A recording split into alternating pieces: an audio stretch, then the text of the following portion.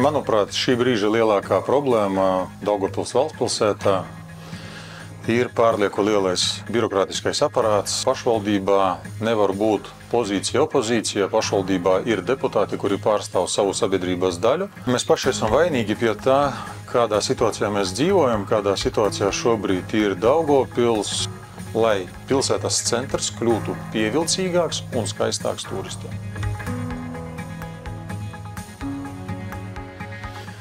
Sveiki, mans vārds ir Pēteris Zalbe. Es pārstāvu Daugavpils novada partiju un Latvijas zaļo partiju. Mūsu saraksta numurs ir numurs 7, un es esmu saraksta līderis numur 1 sarakstā. Paldies. Pirmais jautājums. Nosauciet vienu problēmu Daugavpilī, kuru jūs sāktu risināt jau pirmajā dienā, kļūstot par mēru. Jums ir tieši 1 minūte. Kad laiks būs beidzies, mēs dosim signālu, pēc kura runāt vairs nedrīkstēs. Manuprāt, šī brīža lielākā problēma Daugavpils valstspilsētā ir pārlieku lielais birokrātiskais aparāts, pārlieku lielais palīgu aparāts, un pirmajā dienā, ko varētu darīt, ir pateikt paldies visiem palīgiem, pateikt paldies tiem vietniekiem, kuri šobrīd ieņem amatus, un novēlēt viņiem jaunus darbu meklējumus, un lai pamēģina sevi arī vai nu privātajā biznesā, vai nu arī pamēģina nodibināt savu privāto neatkarīgo mēdīju un tur nopelna naudu. Ir ļoti viegli strādāt pašvaldības piesegā, atnākt uz darbu 1 stundu dienā, saņemt algu par 8 stundām, bet tiešām novēlušiem cilvēkiem izmēģināt savas spējas, radīt biznesu, radīt jaunas darba vietas un tādā veidā palielināt iespēju pilsētā attīstīties. Paldies. Tagad jums būs jāizvelk viena lapiņa no vāzes, kas jums ir kreisajā pusē, un jāizlasa, kura apkaime tur ir rakstīta. Pēc tam mēs jums parādīsim iepriekš ierakstīts video jautājums no apkaimju iedzīvotājiem. Apkaime центrs. Центрс. Мы видели, что вышел новый проект по реконструированию Дитономси. Нам очень интересно, когда он будет воплощен. Par Ditonama pārbūvi vai apbūvi, protams, ka būtu jārunā un jāprasa tieši pašam investoram, kurš meklē finansējumu, kurš meklē iespēju attīstīt papildus biznesa vietas, varbūt biroju vietas. Bet manā skatījumā tā nav labākā vieta attīstīties, jo pilsētas centrs šobrīd ir jau pārsātināts ar autotransportu. Un, protams, ja mēs gribētu tīrāku vidi, kurā mēs dzīvojam, mēs gribētu sakārtotus iekšpagalmus un mazāk cīnīties ar atbraukušo transportu, tad labākā vieta varētu būt pie jaunās Forštates, netālu no uzpildes stacijas vieda, vai kādā citā vietā, kur varētu izveidot gan labus stāvvietas, gan arī iespējas attīstīties biznesam. Paldies. Jautājums doma, tā ir gan koalīcijas, gan arī opozīcijas sadarbība.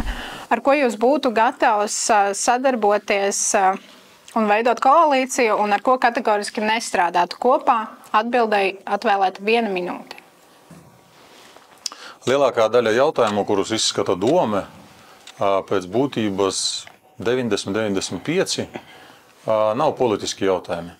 Tie ir saimnieciski jautājumi, un tāpēc jau kopš 2010. gada es saku, ka pašvaldībā nevar būt pozīcija opozīcija. Pašvaldībā ir deputāti, kuri pārstāv savu sabiedrības daļu, kuri aizstāv tās idejas, par kurām tu runā. Un, protams, ka viennozīmīgi, kā arī šajā domē, es neredzu iespēju sadarboties ar tādiem politiķiem kā Andrejs Elksniņš, ar tādiem politiķiem kā Aleksejs Vasiljevs, kuriem primāri ir Krievijas intereses, kuriem primāri ir intereses, kas ir saistītas ar koruptīviem darbībām, un tādi cilvēki, kas varbūt pārstāv oligarhus, nevis iedzīvotājus. Paldies. Vai jūs piekrītat apgalvojumam, ka Daugavpils ir tādā kā pabērna lomā un valdība nepievērš pietiekamu uzmanību mūsu pilsētas problēmām? Ja piekrītat, vai jums ir konkrēts plāns, kā to risināt? Ja nē, tāpat tās argumentējiet lūdzu savu atbildi. Jums ir dots 3 minūtes. Diemžēl es pateikšu tā, ka mēs paši esam vainīgi pie tā, kādā situācijā mēs dzīvojam, kādā situācijā šobrīd ir Daugavpils, jo īstenībā no tiem politiķiem, kas ir pie varas Daugavpilī, ir 90% atkarīgs, kā uz mums skatās pilsētas iedzīvotājs, kā uz mums skatās Latvijas iedzīvotājs, kā uz mums skatās Eiropas iedzīvotājs. Un ja mēs katru dienu sakam par to, ka mums ir slikta valdība, mums nepalīdz, mums nedod papildus naudu, tad gribas atgādināt un pateikt lielu paldies tām pašvaldībām un to pašvaldību iedzīvotājiem, kuri šobrīd iemaksā pašvaldību finanšu izlīdzināšanas fondā, no kura mēs jau saņemam vairāk nekā 20 miljonus eiro, un kuru gadu pēc kārtas neprotam investēt šo naudu, radīt jaunas darba vietas, radīt jaunu infrastruktūru, kura dotu iespēju vai nu atbraukt turistiem, un būtu pievienotā vērtība no ienākošās naudas, vai nu arī tādā pašā veidā radot infrastruktūru, kurā sāk strādāt cilvēki, un mēs iegūstam jaunas darba vietas. Ko nozīmē darba vieta katrai pašvaldībai? Darba vieta ir iedzīvotāju ienākuma nodoklis, un iedzīvotāju ienākuma nodoklis tā ir bāze, no kuras sāk savu dzīvi pašvaldība. Ja mēs neprotam pareizi runāt ar cilvēkiem, ja mēs neprotam pareizi uzrunāt investorus, un ja pirmām kārtām mēs investoram pasakam, ka Daugavpilī ir ienākšanas maksa, Daugavpilī ir jāizvēlas pareizie projektētāji, Daugavpilī ir jāizvēlas pareizie būvnieki, lai saņemtu atļauju būvēt, tad, protams, ka gan investori, gan valdība novēršas no šīs pilsētas un pasaka, ka no sākuma ir jāsakārto valstiskums, godprātīgums un tiesiskums. Un tādā brīdī mēs varam runāt par jaunām papildus investīcijām. Un, protams, ka tas darbs, ko mēs darījām 14. gadā, 17. gadā, šobrīd mēs redzam rezultātus, ka tas ir kopīgs Latgales projekts Altop, kurš top Augšdaugavas novadā. Un daudzi pārmet, kāpēc Daugavpils iegulda naudu Augšdaugavas novadā. Bet daudzi nesaprot to, ka tā ir viena no sastāvdaļām, kādā veidā kopā strādājot daudzām pašvaldībām, risināt N-kur projektus, no kuriem tālāk ir iespējama attīstība. Tāpēc, atgriežoties pie pašas būtības, vai mēs esam nomākti, vai mēs esam pabērna lomā, nē, mēs neesam.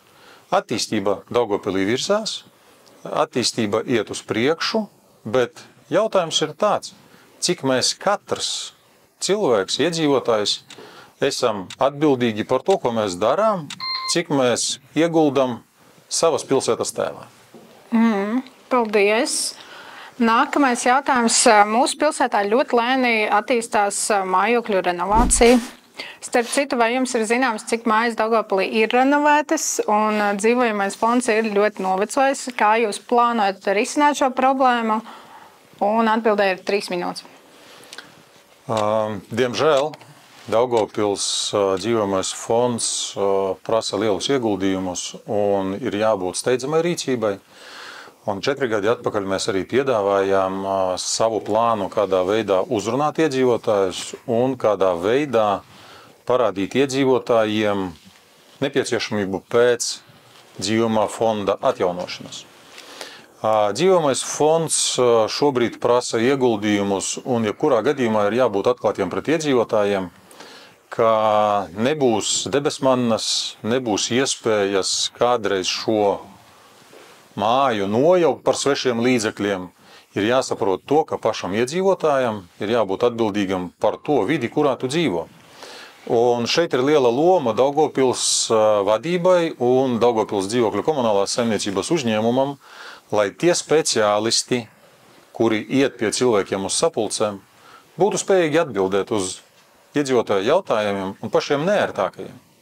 Un tie neērtākie jautājumi vienmēr ir tādi, kuri ir saistīti, kur jūs bijāt 5 gadi atpakaļ, kāpēc jūs nepiedāvājāt agrāk, kāpēc jūs mums uzspiežat šo projektu, kuru blakus pilsētā zīmē par 15 000, jūs gribat, lai Daugavpilī mēs samaksātu par viņu 35, un te ir pirmām kārtām jāatrisina koruptīvā sastāvdaļa, iespēja paplašināt iepirkumus, lai piedalās vairāk pretendentu sākumā uz kvalitatīvu projektēšanu, un tad uzrunāt iedzīvotājus un palīdzēt arī pašvaldībai. Un piemērs ir pavisam nesen pēdējā finanšu komitejas sēdē tika izskatīts jautājums par pašvaldības atbalstu. Un mans piedāvājums bija, ka pašvaldībai jāatbalsta neattiecināmās izmaksas 20 eiro uz kvadrātmetru. Diemžēl tas netika sadzirdēts, un pilsētas vadība uzskata, ka pietiek tikai ar 10. Nepietiek. Nepietiek, jo mēs ar katru gadu atpaliekam no tiem darbiem, kas bija jāizdara 10 gadi un 5 gadi atpakaļ, un katru gadu iedzīvotājiem vairāk un vairāk ir nepieciešams līdzekļu, ko ieguldīt sava dzīvojamā fonda sakārtošanā. Jā, ir pieejama altuma programma, jā, ir pieejami altuma aizņēmumi, ir pieejami arī citi instrumenti, kādā veidā sakārtot, bet ir viena liela problēma. Šobrīd jūs Daugavpilī neatradīsiet cilvēku, kurš atnāktu uz sapulci un iedzīvotājiem pastāstītu. Solis 1, solis 2, solis 3. Šis jums izmaksās 15 000, solis 1, solis 2 jums izmaksās 284 000, un solis 3 jums izmaksās 1,20 € par kvadrātmetru katru mēnesi, un jūs iegūsiet temperatūru dzīvoklī ziemas periodā nemazāku par 20 grādiem, jūs spēsiet katrs regulēt savus radiatorus un noteikt tik, cik jūs gribat maksāt, jūs būsiet spējīgi samaksāt gan siltuma rēķinu, gan aizņēmumu. Paldies! Nākamais jautājums. Vai jūs saskaņotu praida gājienu Daugavpilī, ja saņemtu šādu pieteikumu? Un vai jūs pats tajā piedalītos? Kāpēc? Atbildēju 1 minūte. Es pateikšu tā, ka gājieni varbūt ir nepieciešami, bet tā ir nevisai pareiza savu ideju paušana. Ja mēs paskatāmies uz to, ka vai ir nepieciešams lāpu gājiens 11. novembrī, jā, viņš ir nepieciešams, jo mēs ejam un godinam cīnītājus par to, ka viņi atbrīvoja Latviju un Latvija ir brīva. Ja mēs runājam par to, ka mums katru gadu 2. maijā notiek Varšavas ielas svētki un poļu sabiedrība iziet un kopā svin poļu karoga svētkus un poļu svētkus, kuri dzīvo ārpus Polijas, tad es to saprotu. Ja? Bet tad, kad mazākumtautības, minoritātes vai kādas noteiktas grupas grib pievērst īpaši sev uzmanību, es uzskatu, ka tas ir vienkārši pasākums, kad grib privileģēt ar sevi virs kāda cita. Tagad lūdzu nosauciet ciparu no 1 līdz 8. Mēs jums parādīsim attēlu ar kādu objektu Daugavpilī, un jums būs jāpasaka, kas tas ir, kādas ar to saistītas problēmas jums ir zināmas un kā jūs tās risinātu. Nu, labi, cipars 7. Cipars 7, un jums būs 3 minūtes. Daugavpils universitāte. Jā, Daugavpils universitāte ir objekts, kuru var saukt par pilsētu vidi un pilsētu veidojošu uzņēmumu, jo šī iestāde nav tikai alma mater, šī iestāde nav tikai universitāte, kas dod zināšanas, bet tā ir enkur vieta pilsētai, kura ir iespējams kuru ir iespējams izmantot vairāk. Un, protams, ko gribētos redzēt, lai tie profesori vai tie jaunieši, kuri kādreiz ir izgājuši no Daugavpils skolām, kuri varbūt pirmās savas studijas ir uzsākuši Daugavpils universitātē, bakalaura grādu ieguvuši Daugavpilī, bet magistru, doktoru un profesoru ir ieguvuši kaut kur tālāk, lai viņi atgrieztos.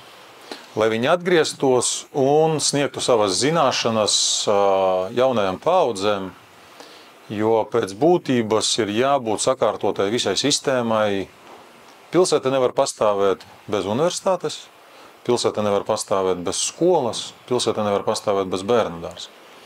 Bet, lai visas šīs trīs lietas labi strādātu kopā, tad viņām ir jābūt pakārtotām.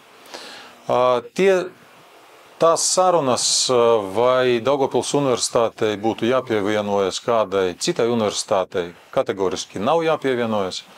Ir jābūt savai nišai, ir jābūt savai spēcīgai programmai. Un, protams, ka šobrīd Daugavpils universitāte cenšas aizstāvēt vienu ļoti nozīmīgu programmu, kas ir civilā aizsardzība un drošība. Un cerams, ka tas izdosies, un tas dos iespēju arī papildus iegūt studentus ne tikai no Daugavpils un Latgales, bet arī no citām Latvijas vietām. Jo ikdienā mēs katrs saskaramies, mums liekas, ka civilā aizsardzība ir vairāk saistīta ar kara darbībām, ar kādām citām lietām, bet īstenībā ikdienā mēs brīžiem pat nezinām, kā rīkoties, kad sāk strādāt ugunsdzēsības sistēma, kā rīkoties palu laikā, un, protams, ka ir jābūt atbildīgiem cilvēkiem, kuri uzņemas atbildību. Tāpēc lozungs Daugavpils universitātei būt, viņš ir pareizs. Daugavpils universitātei ir jākļūst vēl stiprākai un, protams, ka jāpārorientējas varbūt arī ātrāk, jābūt elastīgākai tam tirgus pieprasījumam, ko tirgus pieprasa, un jāmāk pielāgot savas programmas, nevis stagnēt varbūt kādā vienā skolotāja programmā, bet pārslēgties un prast apgūt jaunas profesijas un piedāvāt arī jaunas iespējas studentiem. Es drīkstu papildināt, tad jūsu tā problēma šķietam ir tā stagnācija, nevis virzīšanās uz priekšu. Jā. Stagnēja ar to, ka nepietiekams jaunu speciālistu, jaunu mācību spēku, kuri būtu spējīgi ar šīs dienas tehnoloģijām apmācīt studentus. Paldies! Nākamais jautājums. Jūsu programmā ir norādīts, ka likvidēsiet maksu par neuzskaitīto ūdens patēriņu. No kurienes jūs ņemsiet naudu uz to un kā jūs to plānojat īstenot? Šī ir ļoti vienkārša lieta. Jo,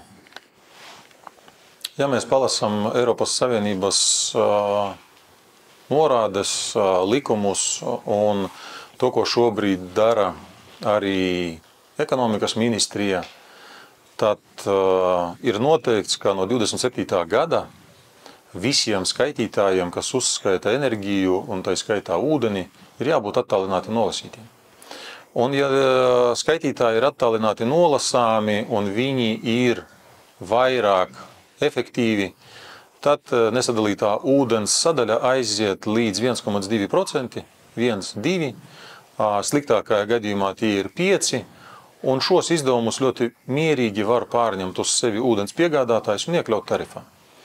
Un tāpēc tā ir visas Latvijas problēma, bet manā pieredzē, vadot Rēzeknes namsaimnieku 5 gadi, mēs nepiestādījām nevienu litru nesadalītā ūdens, un, protams, ka iedzīvotāji norēķinājās tikai pēc saviem dzīvokļu skaitītājiem ar ūdeni, un mums arī nebija līgums kā Rēzeknes namsaimniekam, ka Rēzeknes namsaimnieks ir atbildīgs par ūdeni.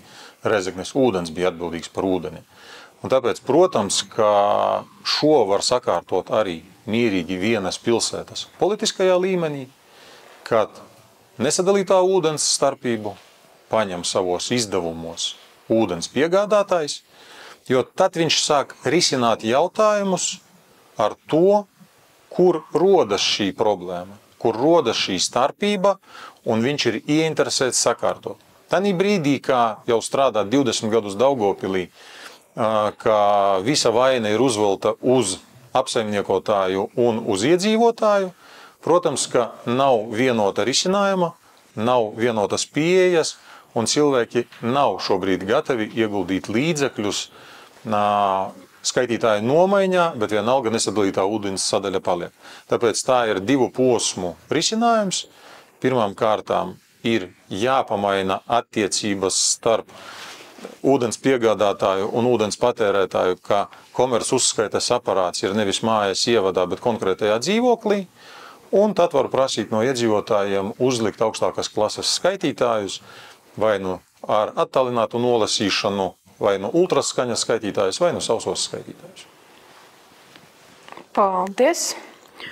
Kāda būs Daugavpils pēc 4 gadiem, ja jūs kļūsiet par mēru? 1 minūte. Ja es nokļūtu mēra krēslā, es nevarētu pateikt, ka Daugavpils kļūs ātrāka, ātrāk attīstītāka, vairāk iedzīvotāji būs. Nē, to nevar izdarīt šodien vairs neviens. Jo demografiskā līkne virzās uz leju, un ko var darīt, var tikai saimnieciski pieiet un atrisināt jautājumu par dzīvojamo māju pagalmu sakārtošanu, par daudzdzīvokļu dzīvojamo māju renovāciju, par nesadalīto ūdeni, par kokiem, parkos, kurus vajadzētu sakārtot. Tāpēc varētu pateikt tā, ka mans redzējums un ko es arī piedāvāju cilvēkiem, ir tas, ka primāri mums būtu jāizdara arī vēl viena papildus programma, kas varbūt neiekļāvās 4000 zīmēs, bet atsevišķa programma pilsētas centra fasāžu sakārtošanai, lai pilsētas centrs kļūtu pievilcīgāks un skaistāks turistiem. Tagad jums būs tieši 1 minūte, lai jūs varētu uzrunāt savus vēlētājus šeit un sakiet visu, ko jūs vēlaties pateikt un uzskatāt par svarīgu. Un, jā, lūdzu. Cienījamie daugavpilieši, priekšā ir jūsu izvēle, un es piedāvāju jums atbalstīt Daugavpils novada partijas un Latvijas zaļās partijas sarakstu, jo kopā mēs varam gan attīstīt mūsu pilsētu, gan sakārtot izglītības iestādes, gan arī pārtraukt tendētos iepirkumus vienām personu grupām, lai līdzekļi, kuru varbūt nav tik daudz, kā gribētos, kuri ir ierobežotā daudzumā, varētu sabalansēti ieguldīt pilsētas attīstībā. Ja arī jūs gribat redzēt attīstītu pilsētu, virzītu vairāk uz Eiropu, nevis uz austrumiem, ja arī jūs gribat dzīvot drošā vidē, aicinu atnākt 7.